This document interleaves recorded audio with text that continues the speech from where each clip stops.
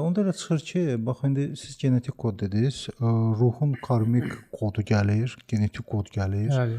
Hə, və bunlar Nəsildə baba nənələrimizin gördüyü yaxşı və pis cəhətlər gəlir, valideynlərin gördüyü işlər gəlir və insan yaşadığı dövrdə özünün formalaşdırdığı dövr gəlir və eyni zamanda özünün də yaxşı və pis cəhətləri burada sonradan artıq əlavə olunur. Onda təsir edən anlar çoxdur da belə baxanda. Təsir edən anlar həddən çoxdur. Nəyə görə deyir ki, biz bu dəfə yaşayırıq ki, biz ruhumuzu mükəmməlləşdirək.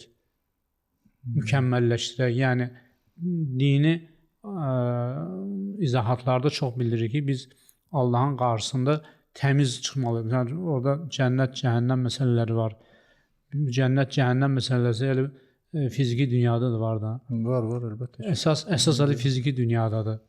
Biri çox əla yaşayır, çox rahat, digəri zülm çəkir. Hətta biri-birindən heç uzaqda da yaşamır. Biri görürsən ki, bir qonşu super yaşayır, belə deyə. Çox gözəl, hər şey əladır, xoşbəxtdir. Amma digəri zülm çəkir. Niyə? İndi biz onu aparıb indi günahlandırmırıq ki, bu insan pis insandır, yox. Yaxşı insan ola bilər ki, pis yaşayır. Ümumiyyətlə pis yaxşı insan yoxdur axı, anlayış ümumiyyətlə.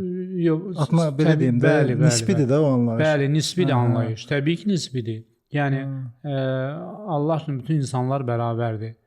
Sadəcə biz günahlarımıza görə bizə dəyər verir. Fərqli imtahanlar verir. Fərqli imtahanlar verir. Amma burada yenə deyirəm, xiromantiya və numerologiyanın həqiqətən mən bu sahələrlə məşğul olandan sonra mən bildim ki, biz həm də özümüzü idarə edə bilərik. Təbii ki, özümüzü idarə etmə vasitələri həddən çoxdur. Özünü idarə etmə, yəni taleyini dəyişmədə. Taleyimizdə biz rol oynaya bilirik.